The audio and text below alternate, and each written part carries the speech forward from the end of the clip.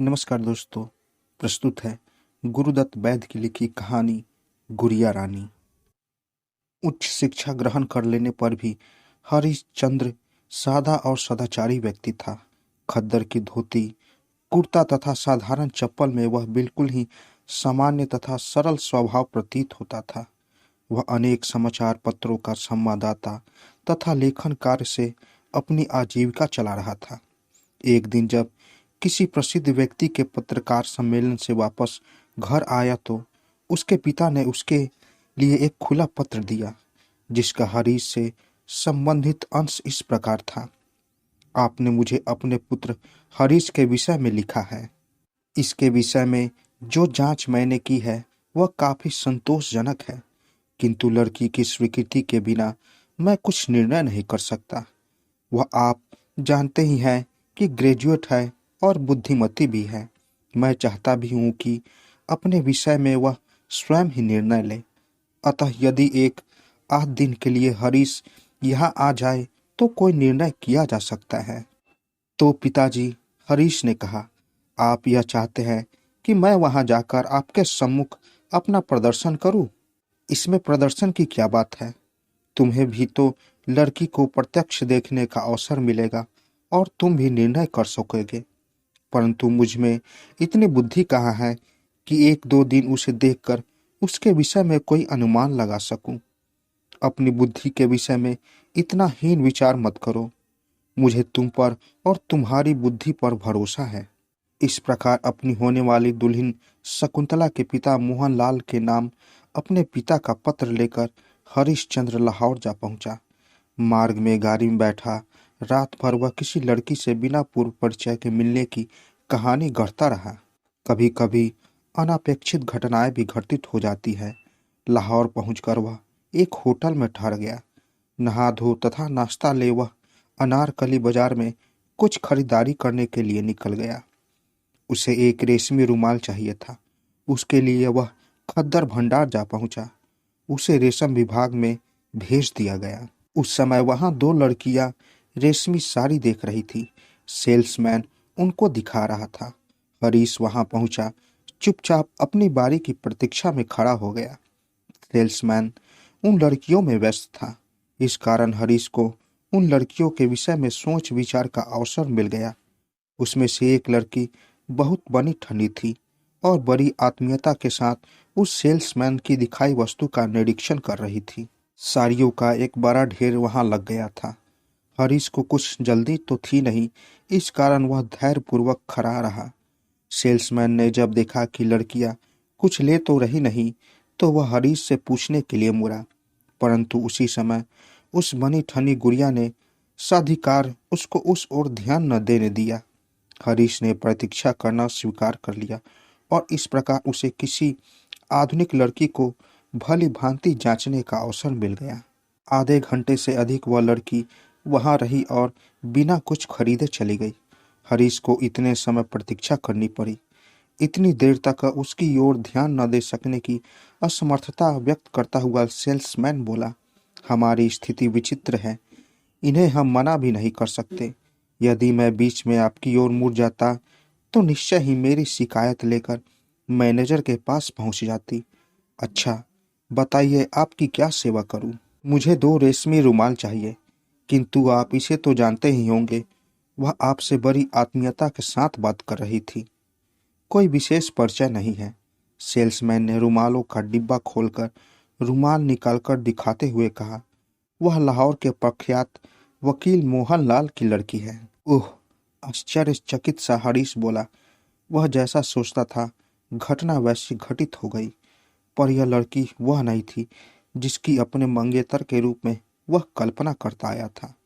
Salesman ने जब ग्राहकों को विचार मग्न देखा तो उसके मुख पर मुस्कान खिल गई। उसने कहा, शायद आप मोहनलाल वकील को जानते हैं? जी, हरीश ने कहा, किंतु इस लड़की को देखकर मुझे डिज्नी के कार्टून की गुड़िया रानी का स्मरण हो आया था।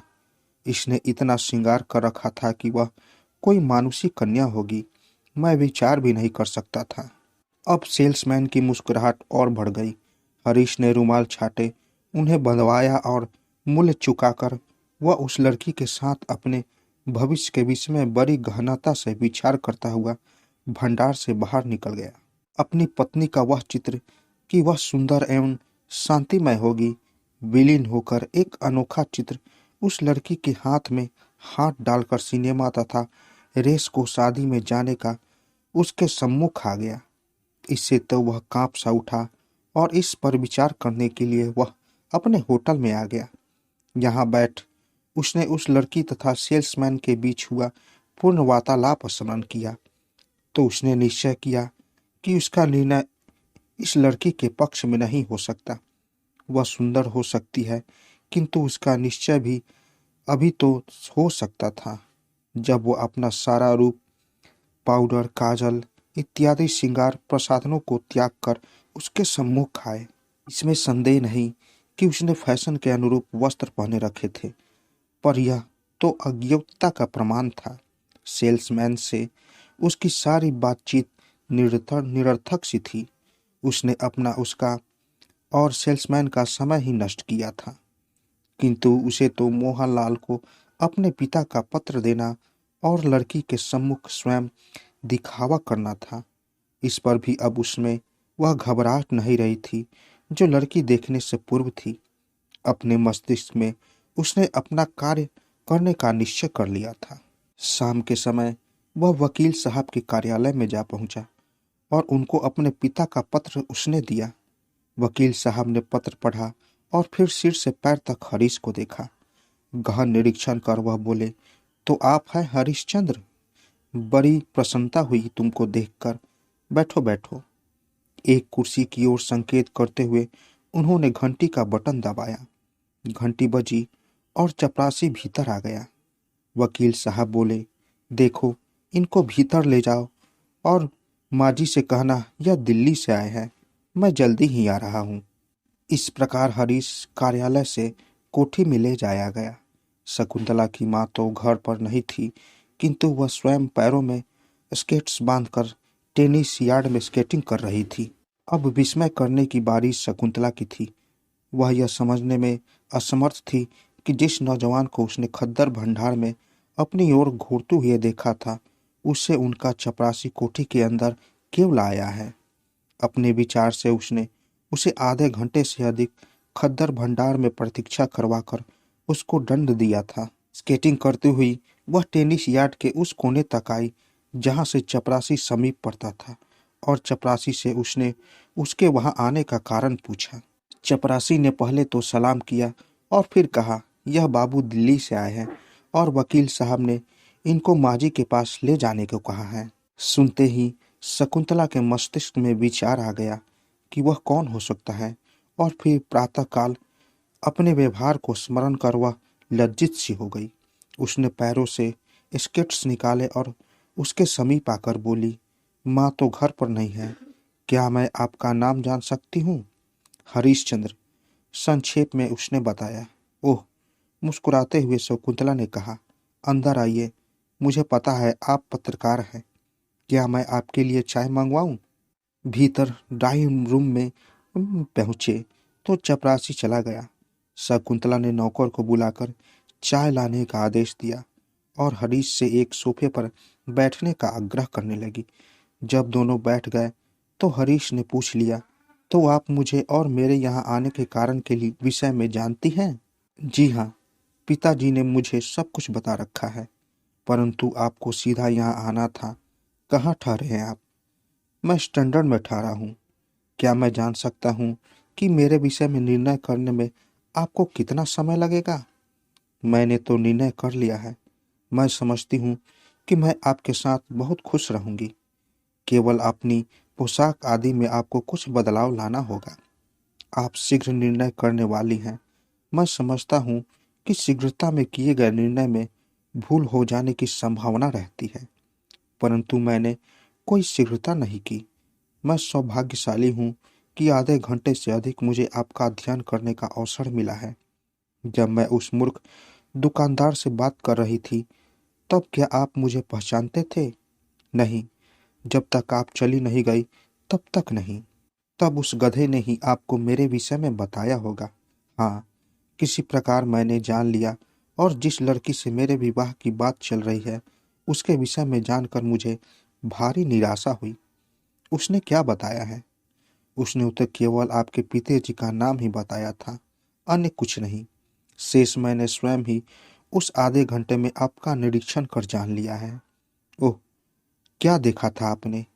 यह कहते कहते शकुंतला का मुख विवर्ण हो गया।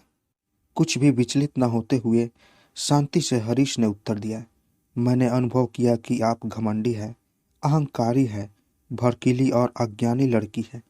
जैसे आपने अपने मुख की कुरूपता को छिपाने के लिए रूज तथा पाउडर और पीले होठों को छिपाने के लिए लिपस्टिक का प्रयोग किया हुआ था, ठीक वैसे ही आप अपने मस्तिष्क की विकृति को छिपाने के लिए शिष्टाचार का आश्रय ले रही हैं।